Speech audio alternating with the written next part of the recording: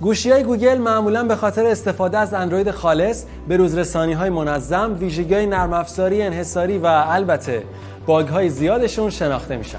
سامسونگ هم با گلکسی S22 اولترا نشون داده که خیلی از ویژگی‌های چشمگیر گوشی‌های گوگل رو هم تو دل خودش داره، جوری که میتونه هویت پیکسل 6 پرو رو به حاشیه بکشونه. سلام علیکم، چطورین؟ بله، میخوایم راجع به همین دوتا گوشی صحبت بکنیم. به ویدیوی مقایسه S22 اولترا و پیکسل 6 پرو خیلی خوش اومد.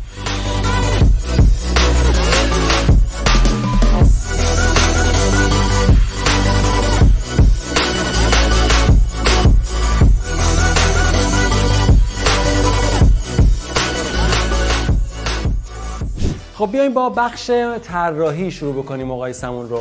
گوگل پیکسل 6 پرو رو جوری طراحی کرده که هم ظاهر زیبایی داشته باشه، هم وقتی توی دستتونه احساس کنید که با پرچمداری تمام عیار طرفید.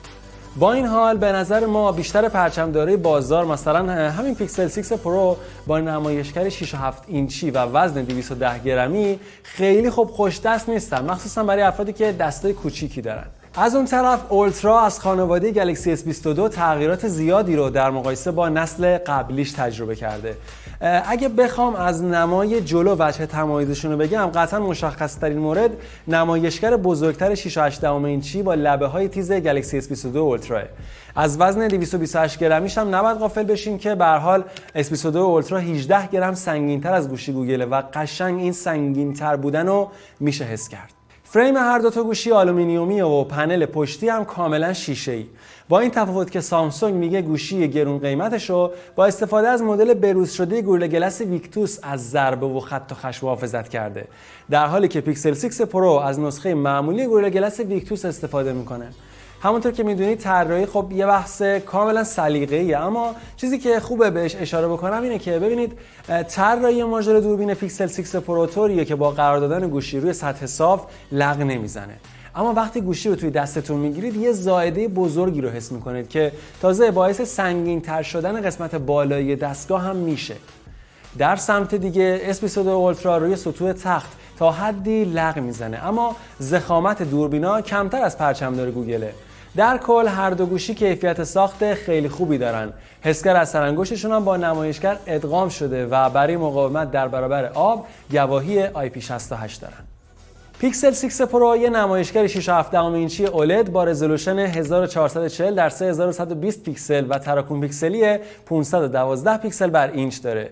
اون طرف پنل 6.8 اینچی داینامیک امولد 2X با رزولوشن 1440 در 3088 پیکسل و تراکم پیکسلی 500 پیکسل بر اینچ کیفیت محتوای بصری S22 اولترا رو تضمین میکنه. چیز دیگه ای هم که میتونم بگم اینه که پیکسل 6 پرو از یه نمایشگر 8 بیتی استفاده کرده که 16 میلیون رنگ رو میتونه نشون بده، در حالی که پرچمدار کره با نمایشگر 10 بیتی و توانایی نمایش 1 میلیارد رنگ بالاتر از پیکسل 6 پرو قرار میگیره. نتایج بنچمارک های زومیت هم نشون میده که نمایشگر گلکسی S22 اولترا توی حالت خودکار با رسیدن به حداکثر روشنایی 1682 نیت تقریبا 32% بهتر از گوشی رقیبشه. پس زیر نور آفتاب خاناتره، اما پیکسل 6 پرو توی زمینه دقت نمایش رنگا برتری خودش رو به رخ پرچمدار سامسونگ میکشونه، چون گوشی گوگل بنچمارک های ما رو با خطای رنگی خیلی بهتری در مقایسه با گلکسی S22 اولترا به پایان میرسوند. مهمترین وجه تمایز پرچمداری امسال گوگل با نسل گذشته استفاده از تراشه تنسوره که در واقع اولین SoC شخصی سازی شده گوگل واسه گوشی‌های هوشمند محسوب میشه. اون طرف قلب تپنده S22 اولترا 2 پردازنده اگزینوس 2200 یا اسنپدراگون 8 نسل 1.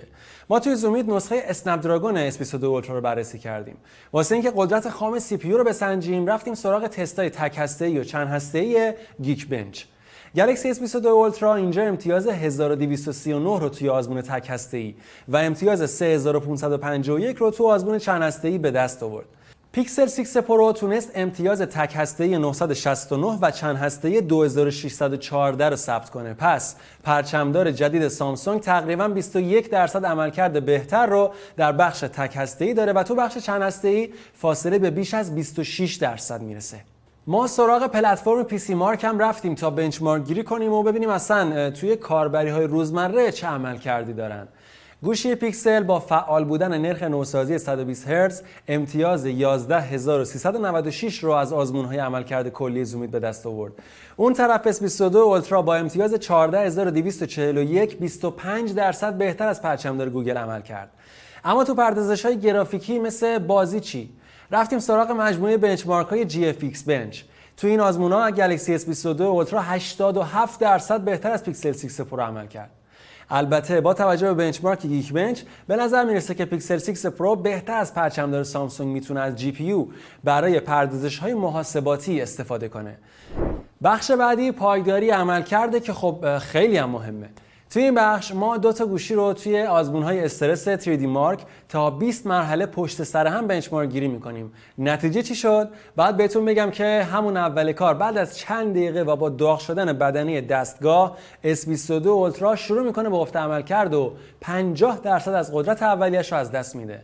اما پیکسل 6 پرو چی؟ با افت 60% عملکرد ضعیف‌تر ظاهر شد. خب توی این بخش میخوایم در مورد باتری‌های دو تا گوشی بگیم و بعدش بریم سراغ قسمت جذاب دوربینا. اول اینو بگم که توی جعبه هر دو تا گوشی به بهونه حفظ محیط زیست خبری از شارژر نیست. ظرفیت باتری هر دو تا هم 5000 میلی آمپر ساعتیه. اما خب همونطور که میدونید فقط ظرفیت باتری نمیتونه توی شارژ دهی نهایی تعیین کننده باشه. به عوامل زیادی مثل نوع و رزولوشن نمایشگر، تراشه، سیستم عامل و رابط کاربری هم خب بستگی داره. ما برای ایجاد شرایطی تقریباً یکسان آزمونامون رو توی روشنایی 200 نیت و نرخ نوسازی متغیر اجرا کردیم. پیکسل 6 پرو ویدیوی معیار زومیت رو با رزولوشن HD تونست 19 ساعت و 44 دقیقه به صورت مداوم پخش بکنه. اما S22 اولترا 5% بهتر بود و تونست 20 ساعت و 43 دقیقه دووم بیاره. توی بنچمارک PC مارک هم پرچمدار سامسونگ بهتر عمل کرد و تونست 10 ساعت و 49 دقیقه ویدیو پلی کنه که یعنی 18% بهتر از پیکسل عمل کرد. و اما میرسیم به بخش مقایسه دوربینا. اول مشخصات دوربینا رو کاغذ اگه موافق باشیم با هم یه مقایسه بکنیم، حالا بعدش عمیق‌تر بشیم. دوربین اصلی گوشی گوگل رو یه حسگر 50 مگاپیکسلی که از فوکوس لیزری و فوکوس تشخیص فاز چند محوره هم بهره میبره تشکیل داده. برای ثبت تصاویر فوق عریض یه اسکر 12 مگاپیکسلی اولترا واید و پوشش 114 درجه داره و یه اسکر 48 مگاپیکسلی که میتونه 4 برابر زوم اپتیکال داشته باشه نقش دوربین تلفوتو یه پیکسل 6 پرو رو بازی میکنه. بریم سراغ S22 اولترا. دوربین اصلی یه اسکر 108 مگاپیکسلی با f1.8 و لرزشگیر اپتیکاله و از ترکیب فوکوس لیزری و تشخیص فاز بهره میگیره. دو تا دوربین تلفوتو 3 و 10 برابری داریم که هر دو دوربین از لرزشگیر اپتیکال و فوکوس تشخیص فاز دوال پیکسل بهره میبرن و دوربین اولترا واید هم یه حسگر 12 مگاپیکسلی با میدون دید 120 درجه‌ایه. همونطور هم که انتظار میرفت گلکسی S22 اولترا روی دوربین فوق عریض فوکوس خودکار تشخیص فاز دوال پیکسل داره که میشه باهاش از فاصله‌های خیلی نزدیک عکسای ماکرو گرفت. خب این از اعداد ارقام که بهتون گفتم روی کاغذ با هم مقایسه بکنیم. اما خب توی دنیای واقعی چی؟ ما با هر دو گوشی توی محیط‌های با نور مناسب و نور کم عکاسی کردیم تا ببینیم حسگرها تا چه حد میتونن نور بیشتری رو جذب و تصاویری با وضوح بالا و نویز کم ثبت کنن. اولین سناریوی ما مربوط میشه به گستره دینامیکی که در واقع تفاوت مقدار روشنایی بین تاریک‌ترین نقاط و روشن‌ترین نواحی عکس که جزئیات قابل تشخیص دارن رو نشون میده. دوربین اصلی S22 اولترا به صورت خیلی جزئی طیف بیشتری از روشنایی بین تاریک‌ترین قسمت‌های حاوی جزئیات تا روشن‌ترین قسمت‌ها رو ثبت می‌کنه. جزئیات این نواحی قابل تشخیص ترن و گرایش رنگ‌ها به سردی رو کاملا میشه حس کرد. چیزی که توی گوشی رقیب خب کمتر دیده میشه. دوربین اولترا واید کمی قضیه رو پیچیده‌تر میکنه چون که اینجا پیکسل با اینکه محدوده کمتری رو پوشش میده دست بالاتر رو داره. جزئیات قابل دید بیشتری رو تو ناحیه‌های تاریک و روشن ثبت میکنه. از اون طرف تصاویر ثبت شده با دوربین اولترا واید S22 اولترا کنتراست و جزئیات بیشتری دارن و در مقابل پیکسل 6 پرو رنگ‌ها رو نزدیکتر به واقعیت ثبت میکنه. توی محیط‌های تاریک داستان چطوریه؟ هر دو گوشی تجربه عکاسی خیلی نزدیکی توی محیط‌های تاریک دارن، اما تا حدودی میشه گفت که دوربین اصلی پیکسل نور بیشتری از محیط جذب میکنه و خب طبیعتاً تصاویر روشن‌تر با جزئیات بیشتری رو داریم، در حالی که گوشی رقیب میتونه مدیریت بهتری روی کاهش نویز تصاویر رو اون نواحی که کنار منابع مصنوعی نور هستن داشته باشه. این وسط حالت نایت مود بخشیه که گلکسی S22 اولترا میتونه یه جورایی این پیکسل گوگل رو بیاد به چالش بکشه و حتی بهتر از اون عمل بکنه.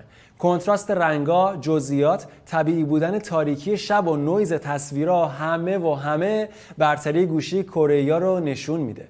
اینم بگم از نظر ما S22 اولترا به خاطر دو دوربین تلفوتو با بزرگنمایی اپتیکال 3 و 10 برابری که داره توی اکثر آزمون‌ها مثل جزئیات و نویز تصاویر عملکرد به مراتب بهتری داره.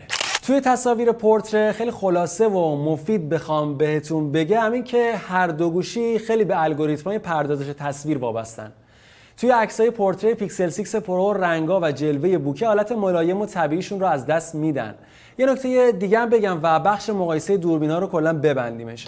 دوربین سلفی گلکسی S22 اولترا جزئیات، کنتراست و نویز کمتری داره، اما گوشی پیکسل مثل نسل‌های قبل رنگ پوست رو طبیعی‌تر نشون میده. دیگه داریم به انتهای ویدیو میرسیم. الان وقتشه که بیام چند تا مورد رو همینجوری خودمونی بهتون بگم که به نظرم مهمه. پیکسل 6 پرو نه فقط تو ایران بلکه تو خیلی از بازارهای جهان ناموجوده و خب کمیابه، پس باید برای خریدش هزینه بیشتری نسبت به اون چیزی که میارزه بپردازید. در حالی که گوشی‌های سامسونگ مثل همین خانواده گلکسی S22 تو بازار ایران خب میدونید که به راحتی پیدا میشه، در دسترسه. و مورد بعدی این که خب همیشه گوشی‌های پیکسل به خاطر به‌روزرسانی‌های نرم افزاری زیاد و منظم معروف بودن. هنوزم گوگل میتونه سریعتر از هر شرکت دیگه‌ای گوشی‌هاشو به نسخه جدید سیستم عامل و ویژگی‌های نرم افزاری انحصاری بروز بکنه. اما خب از اون طرف سامسونگ تا 4 به‌روزرسانی نرم افزاری اصلی رو برای گوشی‌های هوشمند جدید خودش ارائه میده. یه مورد دیگه هم هست، اونم قلم هوشمند S22 اولترا با تأخیر خیلی کم و پشتیبانی از ژست‌های حرکتی میتونه قابلیت خیلی جذابی برای یادداشت برداری و نقاشی کشیدن باشه و قطعا طرفداری خودش هم داره. و یه مورد دیگه هم الان یادم اومد بهتون بگم که در مورد باگایی که توی گوشه گوگل وجود داره. البته ما پیکسل رو واسه زمان محدودی توی دفتر داشتیم و باگای خاصی هم ندیدیم، اما خب اخبار و حواشی در مورد باگای جدید و زیاد این گوشی به گوش میرسه و برای کسی که میخواد این گوشی رو تهیه بکنه خب قطعا این شنیدن این خبرها اصلا خوشایند نیست.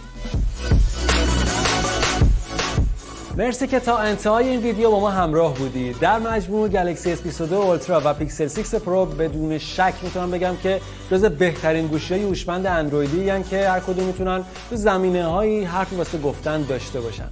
الان از شما میخوام که هر نظری در مورد این دوتا گوشی دارید توی کامنت ها برامون بنویسید و بگید شما اگه بخواید بین این دوتا گوشی یکی رو انتخاب بکنید میرید سراغ کدوم یکی. دمتون گرم که تا آخر با ما همراه بودید و خدا نگهدار.